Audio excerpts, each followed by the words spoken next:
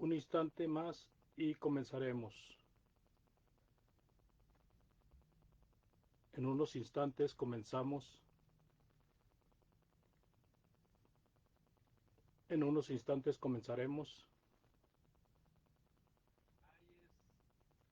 En unos instantes comenzaremos.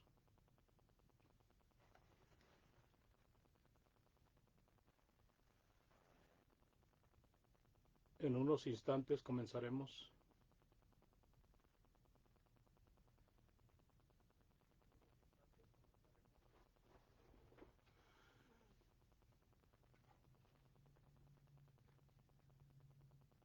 En unos instantes comenzaremos, amados.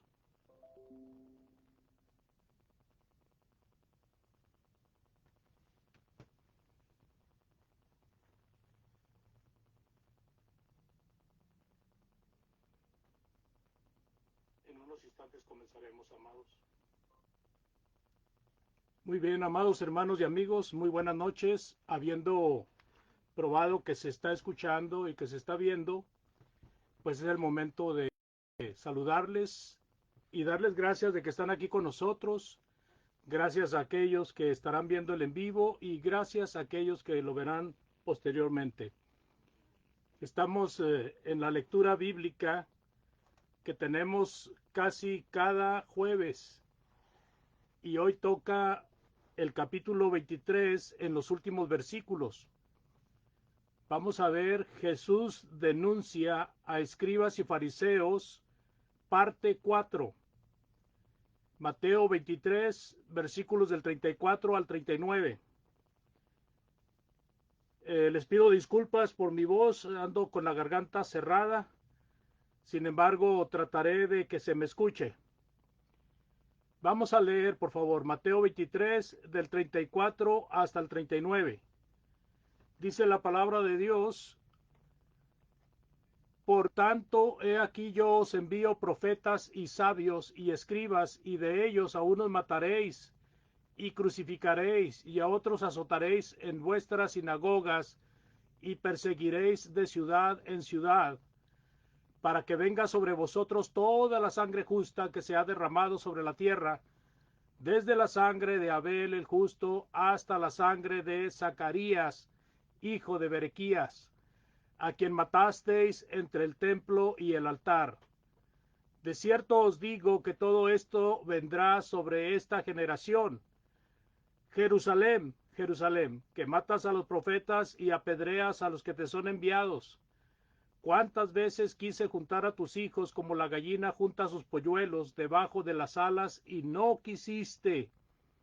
He aquí vuestra casa os es dejada desierta, porque os digo que desde ahora no me veréis hasta que digáis: bendito el que viene en el nombre del Señor. Recordemos que en este capítulo el Señor Jesucristo está denunciando la hipocresía de los escribas y los fariseos.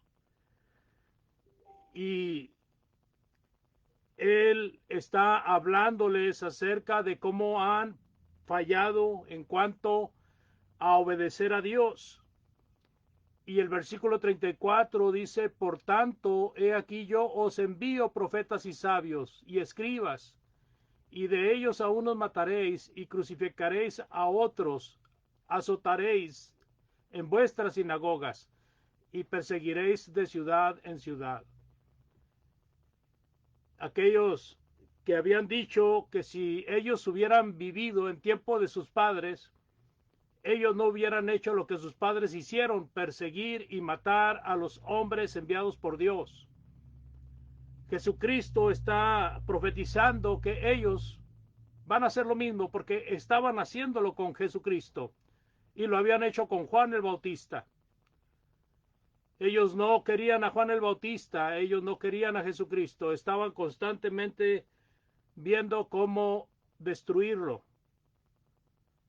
Y aquí, hermano, se vaticina la persecución que los cristianos sufrieron posteriormente a profetas, sabios, escribas, hombres de Dios del Nuevo Testamento. Fueron perseguidos por estos hombres.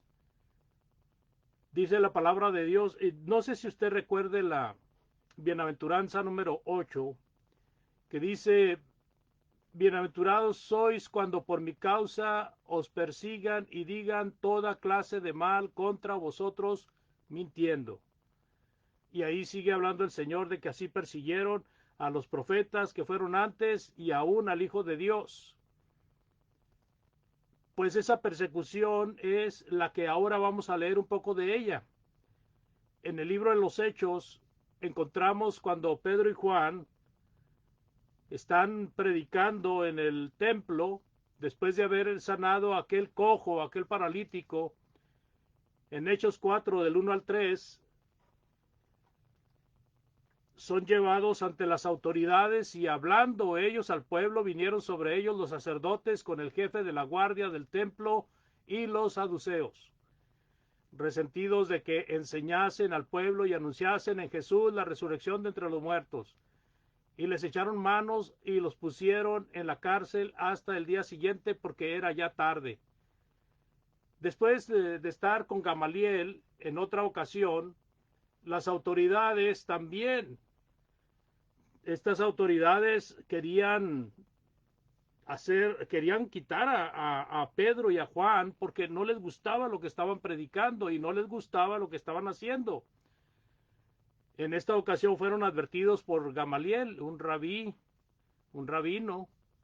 de entre ellos, y convinieron con él y llamando a los apóstoles después de azotarlos, les intimaron que no hablasen en el nombre de Jesús y los pusieron en libertad y ellos salieron de la presencia del concilio gozosos de haber sido tenidos por dignos de padecer afrenta por causa del nombre y todos los días en el templo y por las casas no cesaban de enseñar y predicar a Jesucristo. Así que ahí encontramos a estos apóstoles perseguidos en el inicio de la predicación en Jerusalén. Ahí mismo mataron a Esteban, dice la palabra de Dios en Hechos 6:9, cómo apresaron a Esteban con mucha prepotencia. Dice la palabra de Dios en Hechos capítulo 6, versículos de 9 al 13.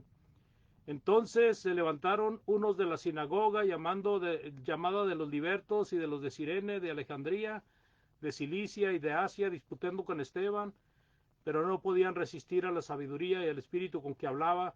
Entonces sobornaron a unos para que dijeran que le habían oído hablar palabras blasfemas contra Moisés y contra Dios.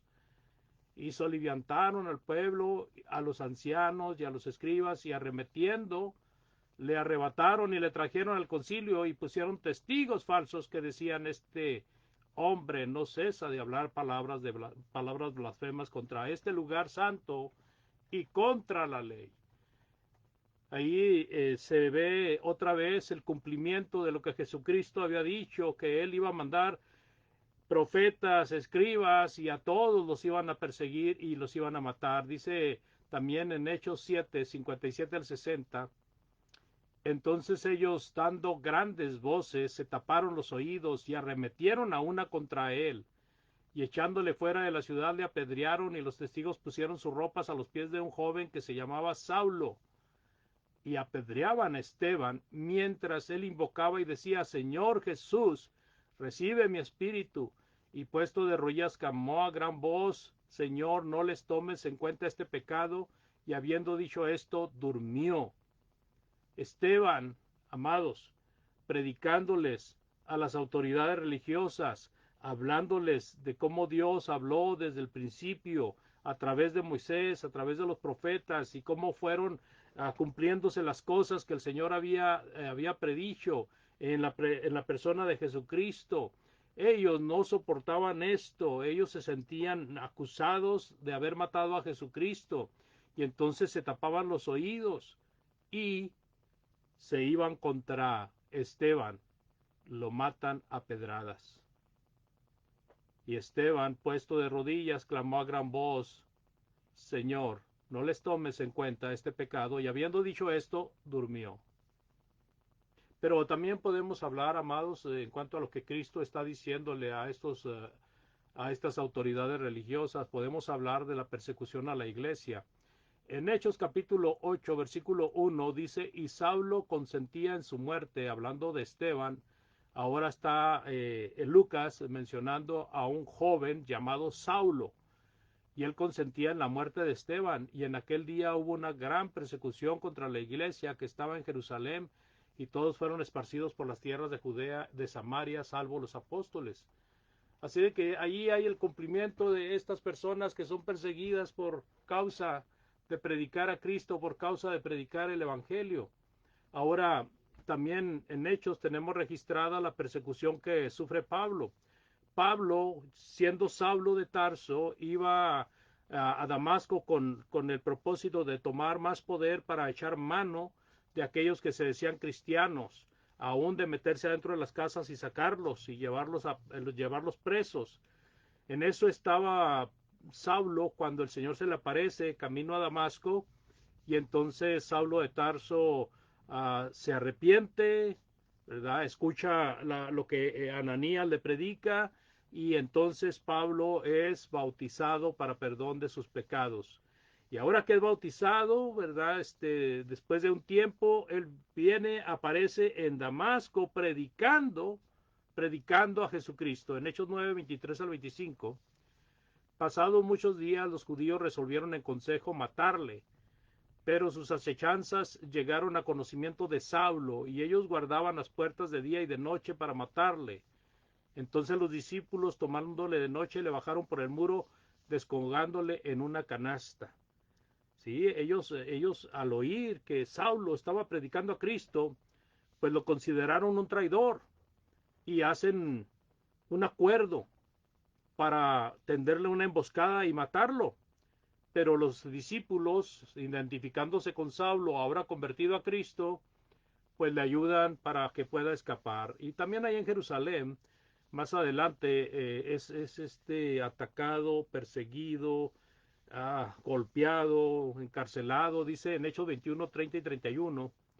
Así que toda la ciudad se conmovió y se agolpó el pueblo, y apoderándose de Pablo, le arrastraron fuera del templo e inmediatamente cerraron las puertas, y procurando ellos matarle, se le avisó al tribuno de la compañía que toda la ciudad de Jerusalén estaba alborotada. Estos hombres querían matar a Pablo, querían exterminarlo, querían raerlo de la tierra porque predicaba a Cristo, porque predicaba la verdad, y la verdad ellos no la podían soportar, no la aguantaban. El apóstol Pablo nos da un resumen de su sufrimiento por causa de Cristo. Nosotros podemos leer ahí en 2 Corintios del capítulo 11, 2 Corintios 11, 24 al 28. Dice el apóstol Pablo: de los judíos 5 veces he recibido 40 azotes menos uno. 3 veces he sido azotado con varas, una vez apedreado. 3 veces he padecido naufragio, una noche y un día he estado como náufrago en alta mar. En caminos muchas veces, en peligros de ríos, peligros de ladrones, peligros de los de mi nación, peligros de los gentiles, peligros en la ciudad, peligros en el desierto, peligros en el mar, peligros entre falsos hermanos, en trabajo y fatiga, en muchos desvelos, en hambre y sed, en muchos ayunos, en frío y en desnudez. Y además de otras cosas, lo que sobre mí se agolpa cada día es la preocupación por todas las iglesias.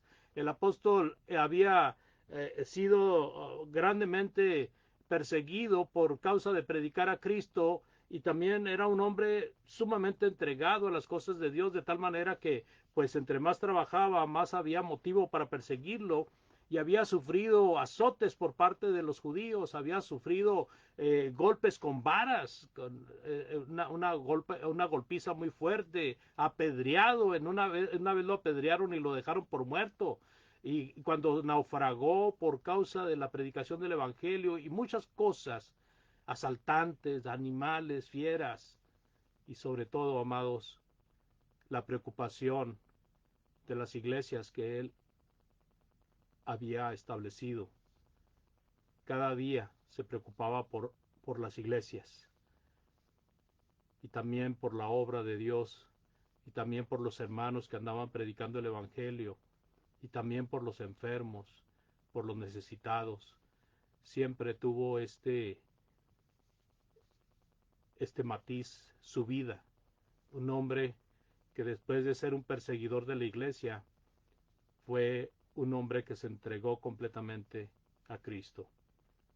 Amados, pero todo esto que estamos leyendo, esa razón de que el Señor Jesucristo le está advirtiendo, está denunciando a los escribas y fariseos de que ellos iban a matar, iban a perseguir a personas que iban a ser enviados por Cristo, por Dios. A pesar de la profecía de Cristo, Dios seguía dando hombres de valor. Por eso vemos a estos perseguidos como Pedro, Juan, Esteban, Pablo y muchos otros. Los profetas, los que iban enseñando y sobre todo pues también habla de personas que escribían. En Hechos 13:1 dice acerca de los profetas. Había entonces en la iglesia que estaba en Antioquía profetas y maestros: Bernabé, Simón, el que se llamaba Níger, Lucio de Cirene, Manaén, el que se había criado junto con Herodes, el tetrarca, y Saulo.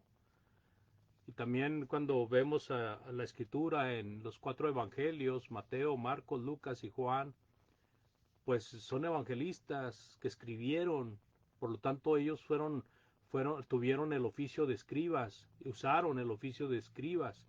Y los escritores del Nuevo Testamento, de las cartas, tanto de las cartas de Pablo, de Pedro, de Juan, como las otras cartas de Judas, de Santiago, estos hombres escribieron y esos, los que escribían la palabra de Dios eran escribas, en oficio eran escribas y era pues lo que era el trabajo precisamente que hacían. ¿Por qué Dios envió a tantos hombres para que padecieran por causa de que padecieran por esta injusticia de las autoridades religiosas? ¿Por qué no dejó de enviar personas? Porque el Señor es sumamente paciente, de tal manera que dio oportunidad tras oportunidad. Enviaba a unos, los mataban, enviaba a otros, los mataban, enviaba a otros, los mataban, los maltrataban. Pero dentro de todo eso había uno que otro que respondía. A veces eran multitudes las que respondían. Y por eso el Señor usaba a estos trabajadores uh, que fueran e hicieran la obra, porque mm, el hombre no sabe en qué momento un alma se va a convertir y Dios sabe que va a haber convertidos. Dice la palabra de Dios en 1 Timoteo 2:4, el cual quiere que todos los hombres sean salvos y vengan al conocimiento de la verdad. En 2 de Pedro 3:9, el Señor no retarda su promesa según algunos la tienen por tardanza, sino que es paciente para con nosotros, no queriendo que ninguno perezca, sino que todos procedan al arrepentimiento. Así de que creo que se entiende, amados, de que el Señor es paciente, no queriendo que nadie perezca, sino que todos procedan al arrepentimiento, pero lógicamente que llega un momento en que su paciencia ya no está ahí, y entonces viene su ira, viene su enojo. Pero la característica principal de Dios antes de la ira y del enojo es el amor, la paciencia que tiene para con las personas, no queriendo que se pierdan, sino que procedan a la salvación. Él está viendo a usted, él está viendo su corazón y él está tocando su vida para que usted venga a los pies de Cristo, arrepentido, arrepentida, aceptando las condiciones de Jesús para ser salvos. Como dice el Señor, el que creyere y fuere bautizado será salvo, mas el que no creyere será condenado. Tiene usted que confesar que Cristo es el Hijo de Dios y bautizarse para perdón de pecados. Dice la palabra de Dios que en el versículo 35, avanzando de la lectura que tenemos pendiente, versículo 35 y 36, para que venga sobre vosotros toda la sangre justa que se ha derramado sobre la tierra, desde la sangre de Abel el justo hasta la sangre de Zacarías hijo de Berequías, a quien matasteis entre el templo y el altar. De cierto os digo que todo esto vendrá sobre esta generación. Bueno, ahí está sentenciando el Señor que muchos de los que lo están escuchando iban a estar vivos cuando viniera este juicio. Y la cosa es que se va a demandar la sangre de los justos y se va a tomar en cuenta de los justos como Abel, como Zacarías.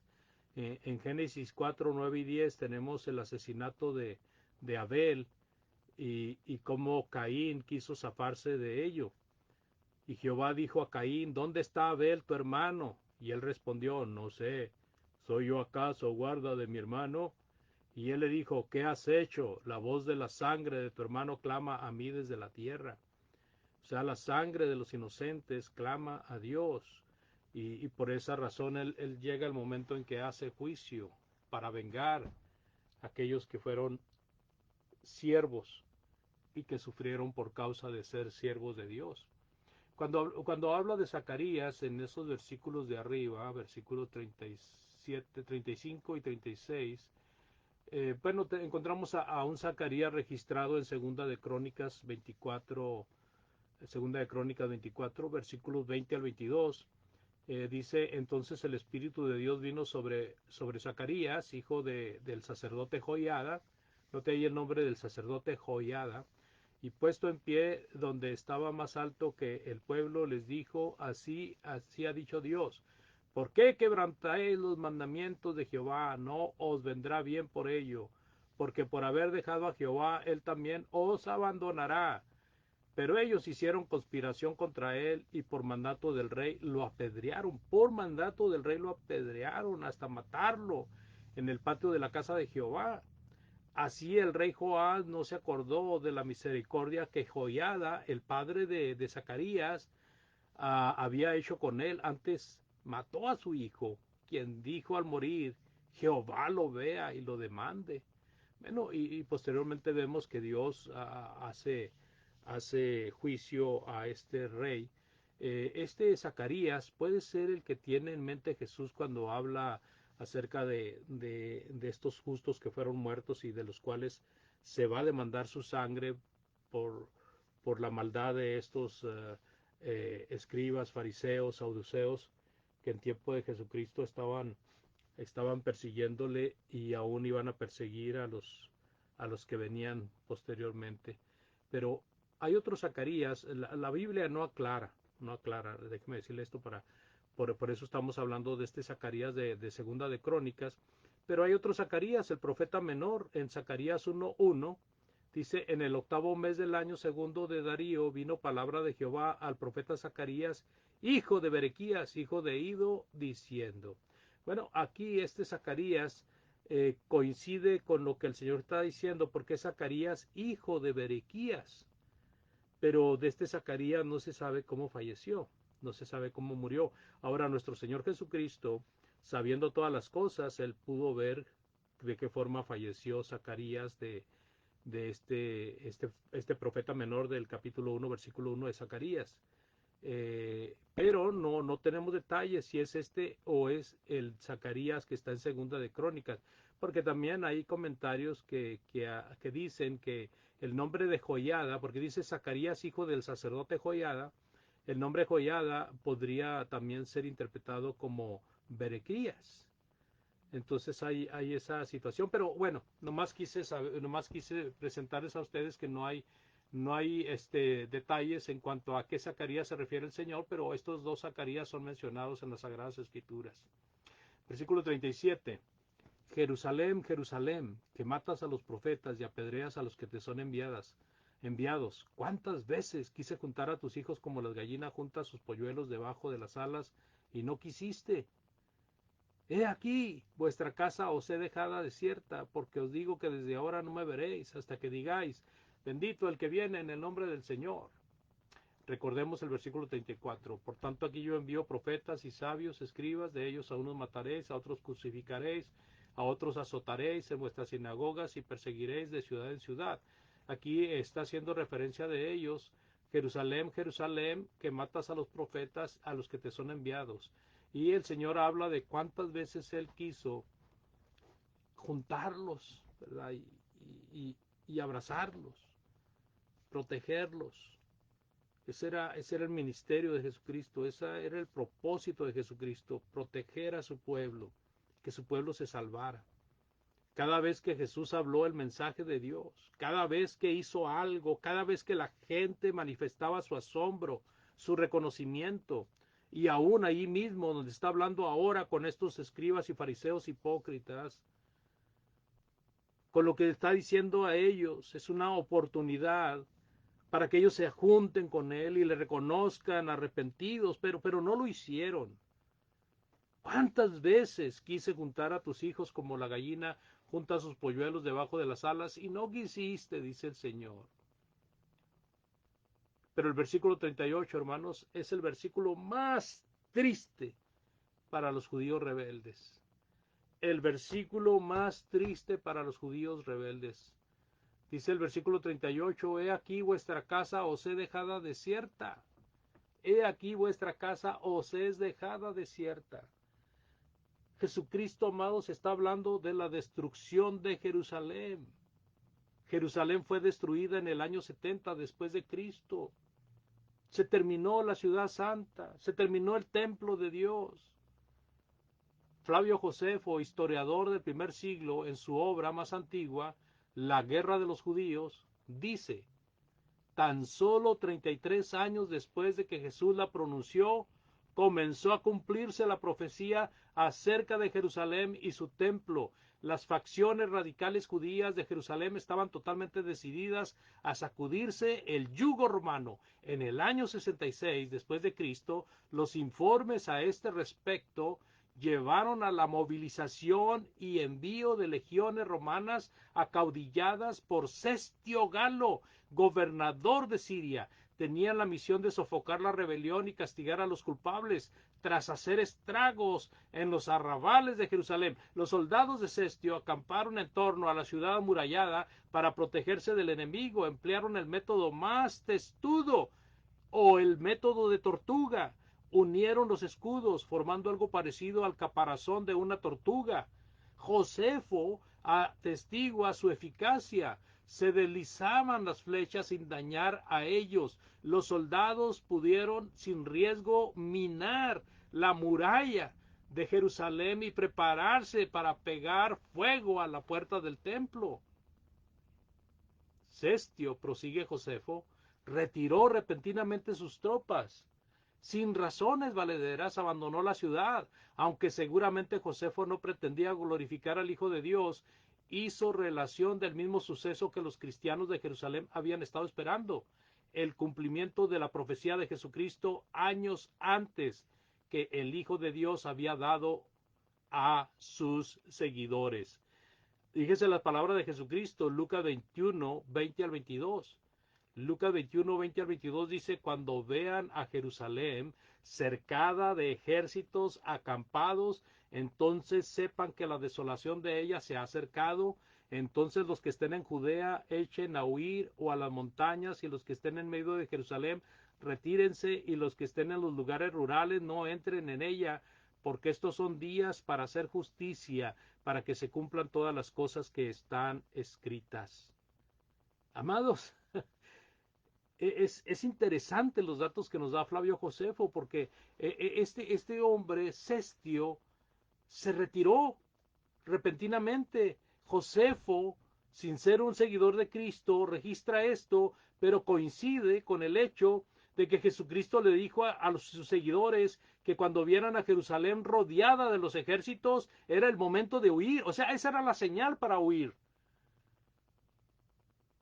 Así de que por alguna situación providencial, Cestio no atacó, sino que primero se dejó ver sus tropas, hizo daños, estragos hasta llegar a la puerta del templo, pero no actuó, se retiró, como dando chance a que los seguidores de Cristo se pusieran a salvo, porque esa era la señal. Cestio no servía a Cristo, Cestio no sabía lo que Cristo les había dicho, pero algo providencial pasó ahí, amados, que nosotros no sabemos, pero ahí queda registrado en la historia para que nosotros meditemos acerca de ello. Ahora, cuando los ejércitos romanos regresaron en el año 70 de la era cristiana, Josefo escribió un relato detallado y realista de las consecuencias. El general Tito, el hijo mayor de Vespasiano, marchó a conquistar Jerusalén y su grandioso templo en la ciudad. Luchaban varias facciones por el poder adentro de la ciudad. Recurrían a medidas drásticas que resultaban en baños de sangre. En vista de los males internos, algunos deseaban la entrada de los romanos con idea de que la guerra los libraría de tantas calamidades. Era un caos adentro, amados. Los tropas de los romanos estaban afuera. Explicó Josefo. Llamó a los insurgentes ladrones que destruían las propiedades de los opulentos y asesinaban a las personalidades sospechosas de colaborar con los romanos. La vida degeneró a un grado increíble durante la guerra civil, llegándose a dejar insepultos a los difuntos. Los sediciosos luchaban sobre montones de cadáveres, se subían arriba de los cadáveres o tenían que pisarlos porque no había tierra, no había ni un pedazo de tierra libre, y los muertos que pisoteaban pues hacían más encorajinar a estos, saqueaban y asesinaban para obtener comida y riquezas. Los lamentos de los afligidos eran insensantes. Tito exhortó a los judíos a rendir la ciudad a fin de salvar la vida, y además encargó a Josefo que les hablara en su lengua materna, pensando que los judíos atenderían mejor a un hombre de su misma nación. Estos, empero, reprocharon a Josefo su actitud. A continuación, Tito cercó la ciudad con estacas puntiagudas, eliminando la posibilidad de escapar o desplazarse. El hambre llegó a ellos, devoraban familias y hogares. La lucha continua siguió engrosando el recuento de las víctimas sin saber que cumplía la profecía bíblica. Tito tomó Jerusalén. Más tarde, al contemplar las sólidas murallas y las torres fortificadas, exclamó: Dios ha sido el que expulsó a los judíos de estas defensas. Perecieron más de 1 millón de judíos, amados. Más de 1 millón de judíos muertos en esa señal, en ese juicio contra Jerusalén, contra las autoridades que habían matado al Hijo de Dios y ahora estaban persiguiendo a los que eran de Dios, que eran del pueblo de Dios. Amados, releyendo 1 Timoteo 2:4, Dios quiere que todos los hombres sean salvos y vengan al conocimiento de la verdad. Segunda de Pedro 3:9, el Señor no retarda su promesa, según algunos las tiene por tardanza, sino que es paciente para con nosotros, no queriendo que ninguno perezca, sino que todos procedan al arrepentimiento. ¿Querrá usted hacer arreglos en este día con Dios? Medítelo. Si le podemos ayudar en algo, por favor, estamos a sus órdenes. Escríbanos ahí en el chat o mándenos un mensaje por medio de Messenger. Con mucho gusto lo contestaremos. Agradezco la atención prestada, rogando que cada vez que oigan la palabra, por favor, atiéndanla. Que Dios les bendiga. Vamos a hacer una oración y quedamos despedidos. Bondadoso Padre, agradeciendo siempre tu bondad y tu misericordia, pidiéndote que no nos dejes de tu mano, suplicando que bendigas a los que andan predicando tu palabra por el vasto mundo, que seas con todos aquellos que claman a ti por hambre, por abrigo, por enfermedad, que seas con ellos y que atiendas de acuerdo a tu misericordia, Señor. Bendice a los que van llevando tu palabra también por el vasto mundo y a aquellas almas que están escuchando. Bendice a aquellos que se han convertido últimamente y a los que han regresado a tu santo camino. Sé con los hermanos que están sufriendo por la pérdida de algún ser querido. Bendice a los hermanos enfermos, dale salud si es tu santa y divina voluntad, Padre. Que siempre se haga tu voluntad en todas las cosas, Señor. Te pedimos todo y agradecemos en el bendito nombre de Cristo nuestro Salvador. Amén. Dios les bendiga, muy buenas noches y hasta la próxima.